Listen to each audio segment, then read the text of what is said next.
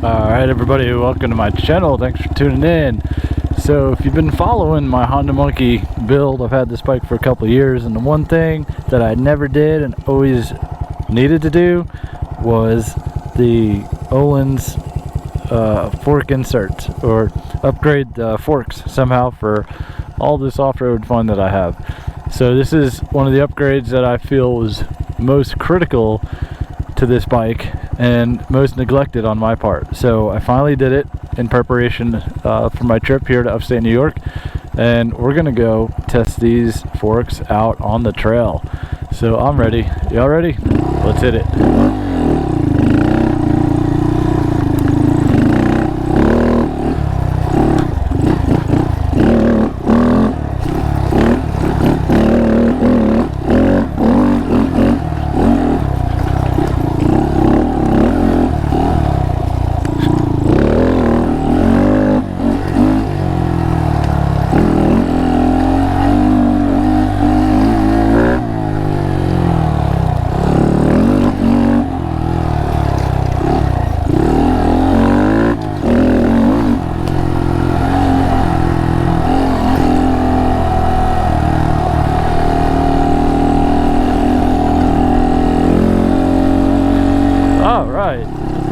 So that's just how I enter the trails, and there's pretty aggressive little terrain through there.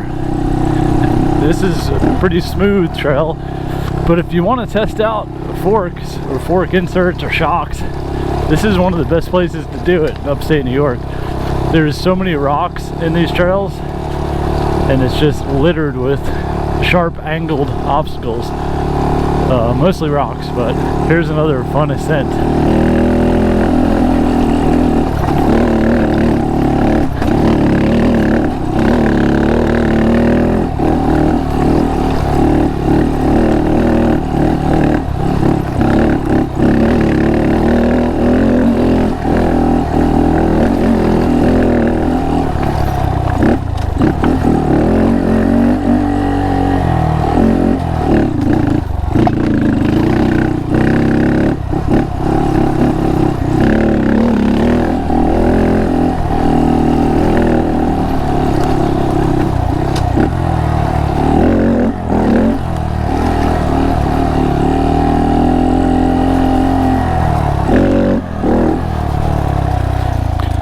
Whew. All right, so maybe now is a good time to talk about these forks and how they perform. So I'll stop it up here in the woods and we'll talk about forks. Okay, so if you have a Honda Monkey or you've ridden a Honda Monkey, you know that the forks and the rear shocks are garbage on these bikes for anything outside of road duty. So as you can see, I'm not really a road person. Honestly, don't know why I got this bike other than the fact that I was so drawn to the nostalgia of it, having a 77 Honda Monkey and a 1970 Trail 70. As soon as I saw Honda come out with a throwback of the Monkey, I was sold. I had wanted a Honda Grom for a long time and was actually thinking about pulling the trigger on a Grom, and just happened to Google Honda Monkey 125 kind of to like a reissue. I don't know what compelled me to Google it, but I saw the news about them coming out with this bike. So I scuttled the plans for the Grom I wanted to get, and then went down to the dealership and told them I want this bike when it comes out. Put a down payment down on it. It was the first one in Florida I feel to get it.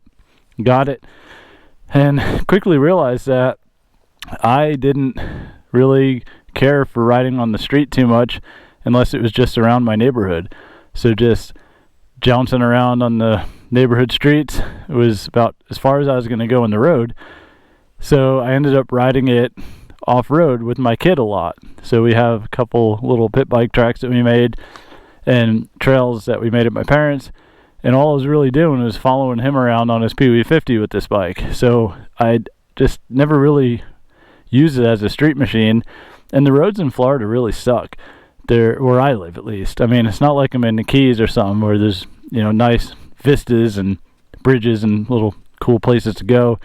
I'm in Central Florida, right in the heart of tourist country, and the tourist traffic and the commuters, and it's just there's no fun real curvy roads, so there's no real point to have a road going motorcycle there unless you're getting a big huge Harley and you're gonna go hit up the tiki bars and stuff along the I don't know. There's no real reason for me to have a street bike. I'm not going to commute with it. I don't really ride leisurely on the street. My wife isn't going to hop on a bike and just, go leave the kids. I mean, there's just no reason for me to have it. So I jumped on this bike and I got it and quickly realized that it was totally not set up for what I wanted to do off-road. So it was like, all right, well, I mean, it'll do it, but maybe we can make this bike more fun. I'm not going to get rid of it. I like the bike. It's a lot of fun. And like I said, the nostalgia of it is what drew me to want to have it. So it's like, all right, how do we make this bike better off-road? First thing you're going to do is usually the tires, all right? So we put the Shinko Mobber knobby tires on it. That helped out a lot. Then I realized how bad the suspension was. So the rear shocks are easy, but the front forks were something that was like intimidating for me because it was a big job. You're replacing the springs and the valves and the forks. It's not really something that I had ever really tackled before. And then I had a KX 450 that I did the forks in, and it wasn't too bad. So I was like, all right, I can do it. So it took me forever to get to ordering the thing and ordering the Ohlins kit and having the time to do it. But before this off-road trip this year, I had to do it, and I made sure I did it, and I did it finally. So you can see the installation of the kit in a different video, and it was a difficult installation. Not gonna lie, it was pretty intimidating, but I got through it. And I think I probably damaged my fork seals, while doing it. Probably should have changed them out, the inner fork seals, not the dust seal. But once I put these on, I went out and one quick wheelie, instantly that these are probably the most important upgrade that you're going to do next to the rear shocks for the Honda Monkey. If you're a heavier rider like me, 200 pounds plus, you're going to bottom out these front forks every square edge obstacle you hit. Even coming down off of a wheelie, I'd bottom the stock forks out. All of that is alleviated with this Ohlins Insert Kit. As you can see here, these haven't gone past, this is the line, I don't think this goes all the way down, but there's only 4 inches or so of travel on these front forks. It's not a lot. So stiffer springs with heavier valving is absolutely necessary if you want to do any of this off-road stuff. So as you can see, coming up that treacherous trail and tackling all those obstacles, I was just plowing through the front sharp faces of all those rocks, and there's logs and sticks and stuff everywhere. And last time I brought this bike up here with the stock shocks, they were bottoming out everywhere. It was not a fun experience. I just felt like the whole front was going to break off. So the Ohlins kit is where it's at. It's like I said, one of the most important upgrades to the rear shocks that you could do if you're a heavier rider. So it's one of those things, if I had to pick one modification that I could do to the Honda Monkey, it's going to be the suspension, front forks and rear shocks. And that's going to be for on-road and off-road. So let's go see how they feel on the road.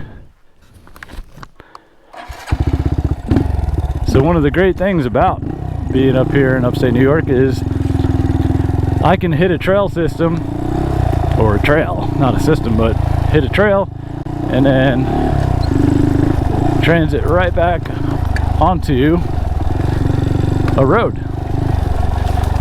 And I'm not much of a road rider, like I told you, but you can definitely feel a better balance with these forks, especially if you pair them up with some rear shocks that are stiffer. You have a much more positive feel overall. I mean, the bike just pushes down more in front. You can get on your front forks a little bit harder, and I'm on gravel right now, and gravel is usually kind of sketchy, but it's not too bad with these front forks in there. Much better than stock. So we'll hit the road here. We'll take a quick little spin down this way.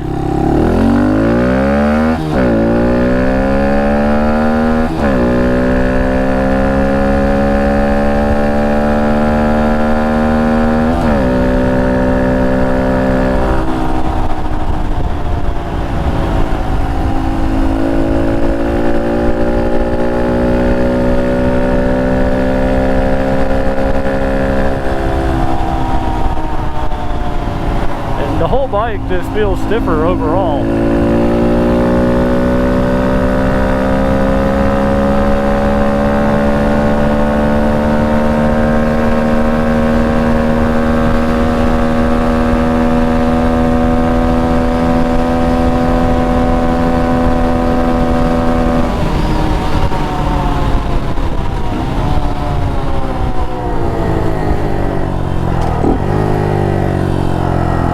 67 miles an hour out of the Honda Monkey.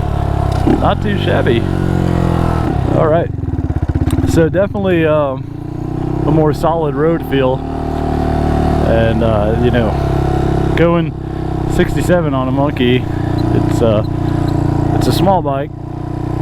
I'm not, you know, really that technical of a street rider, so it's kind of sketchy for me to go super fast on the road. And that was about as fast as I get this bike up to. But you know, everything feels good with the knobby tires and the front forks. And coming down off of a wheelie, it's not bottoming out. It always used to bottom out. And that's one of the things that I definitely noted that after I put them in, is the wheelies just felt, you know, I'm not a good wheelier. I'm a terrible wheelier, but you know, I always put it down hard, and when it comes down now, it doesn't bottom out anymore, so it certainly helps. It's always easier wheeling up a hill for me too.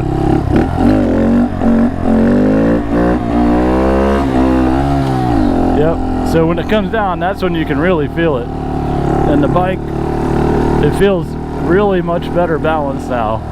When you push down on it, you feel the front and the back equally compressing. So we'll just leisurely cruise back to our cabin and just observe the road handling of these Ohlins front fork. On the road here, this is a good road to get an example on. It's not the perfectly smooth roads that I would see down in Florida. It's got its little potholes and little bumps and dips and stuff, and the knobby tires aren't the best handling tires for the road, but it still feels very planted. So I'm not the best to comment on road handling, so we'll probably just forego most of the road section here. That's going to be up to y'all, because I'm an off-road guy, so I'm gonna go have some more fun on the off-road trails. I'm totally the wrong person to have any bike that's meant for the street, because all I'm going to do is try to turn it into an off-road bike and then go have fun in the trails. So that's probably why I need to be on the hunt for a new bike here soon. But I don't think I'm going to get rid of this Honda Monkey, even though it's been fun. So, alright, enough talking. The Honda Ohlins kit, 2 thumbs up. A definite buy in my opinion, especially if you're going off-road. If you're not comfortable with the installation of it, send it to somebody that is. There's a couple of people out there that can definitely do this job for you. Probably not me. I didn't enjoy it so much. You could tell from the installation videos that it's really messy, and it's just one of those things that you gotta set aside the proper time for yourself to do. So yeah, all right, I have trails waiting for me, so let's ride along to the end. And that's about it. That's all I got. Ohlins kit, or whatever front fork kit you want to get, it's going to be an improvement over stock, so go for it. Definite must buy in my opinion. And that's about all I have to say on the subject. There's cool stuff ahead. See, even little hops off of rocks and stuff. It doesn't bottom out. Last time I had this bike up here, that would just completely bottom out. So all right, let's boogie.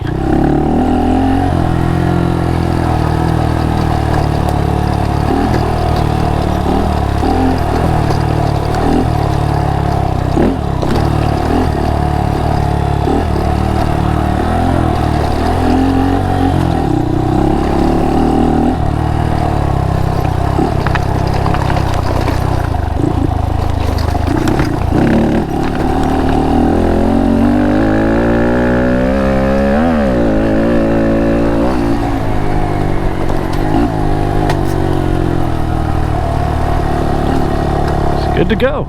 Way more confident than ever on this bike. Alright everybody, I'm gonna chill going through this section because there's houses around and people enjoying a weekend before 4th of July. And we'll just do one more technical section on the way back and we'll call it a video. There's one obstacle up here that I always hit. Big rock. Boom, right there. Boom. 2 sharp edges. 3. Then we tuck in. Trail.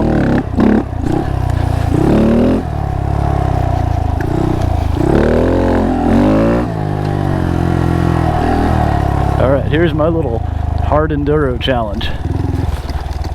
Throw a log hop in.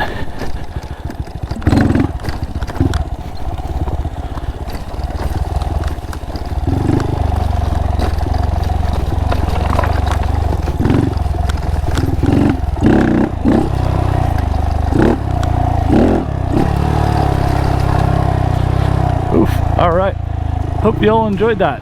Let me know what you think. If you have the Ohlins kit or you're thinking about it, comment down below.